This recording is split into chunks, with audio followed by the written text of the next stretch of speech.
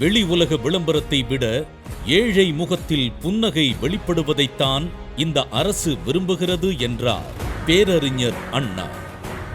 நான் முதலமைச்சராக கோட்டையில் இருந்தாலும் அங்கு இருந்தபடி குடிசைகளை பற்றியே சிந்திப்பவன் என்று முதல் முறை ஆட்சி பொறுப்பேற்ற போது கூறினார் முத்தமிழறிஞர் கலைஞர். அண்ணாவின் கொள்கை பாதையில், கலைஞர் வகுத்த வளர்ச்சி பாதையில் நடைபோடும் திராவிட மாடல் அரசின் பண்புடை வேந்தராம் நம் முதலமைச்சர் ஏழை எளியோரின் கோரிக்கைகளுக்கு முடிவு காண்பதை விட விடிவு காண்பதே நோக்கம் என செயல்பட்டு வருகிறார். அரசின் திட்டங்கள் உரிய பயனாளிகளை சென்றடைய வேண்டும் என்று அயராது உழைத்து வருகிறார் மாண்புமிகு தமிழ்நாடு முதலமைச்சர் திரு மு.க. ஸ்டாலின் அவர்கள். ஆட்சிக்கு வருவதற்கு முன்னதாகவே மக்களின் கோரிக்கைகளை மனுக்களாக பெற்றார். முதலமைச்சர் பொறுப்பேற்றவுடன் உங்கள் தொகுதியில் முதலமைச்சர் எனும் திட்டத்தின் கீழ் 100 நாட்களில் 4,57,645 மனுக்கள் மீது நடவடிக்கை மேற்கொண்டார். உங்கள் தொகுதியில் முதலமைச்சர் என தொடங்கிய திட்டம் பிறகு முதல்வரின் முகவரித் துறையாக மலர்ந்தது. அறிவிப்பு வாக்குறுதிகளை நடைமுறைப்படுத்தி கண்காணித்திட உருவானது கள ஆய்வில் முதல்வர் திட்டம். இன்று நேரடியாக மக்களிடமே சென்று அவர்களின் குறைகள் களைந்திட மக்களுடன் முதல்வர் திட்டமாக கனிந்து நிற்கிறது. பொதுமக்களுக்கு அரசின் சேவைகள் விரைவாகவும் எளிதாகவும் சென்று சேர தீட்டப்பட்டதே மக்களுடன் முதல்வர்.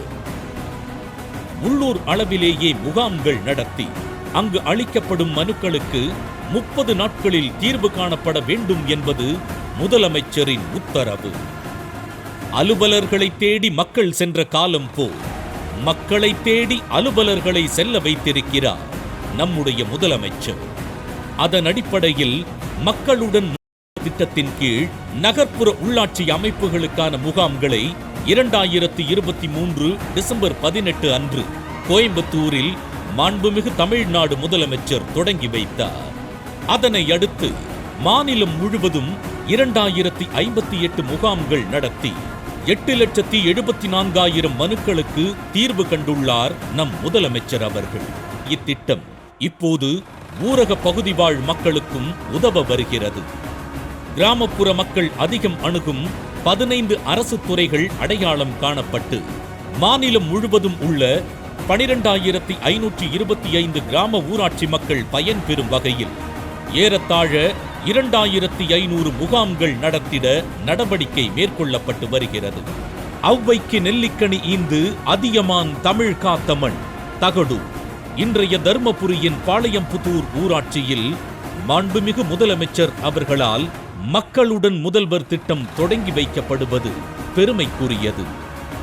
வானோக்கி வாழும் உலகெல்லாம் மன்னவன், கோல் நோக்கி வாழும் குடி என்ற வள்ளுவன் வாக்குக்கு எடுத்துக்காட்டாய் இமைப்பொழுதும் காலம் தாழ்த்தாமல் எல்லா வகையிலும் மக்கள் நலம் காப்பவராய் நல்லாட்சி புரிகிறார் நம் முதலமைச்சர் அவர்கள்.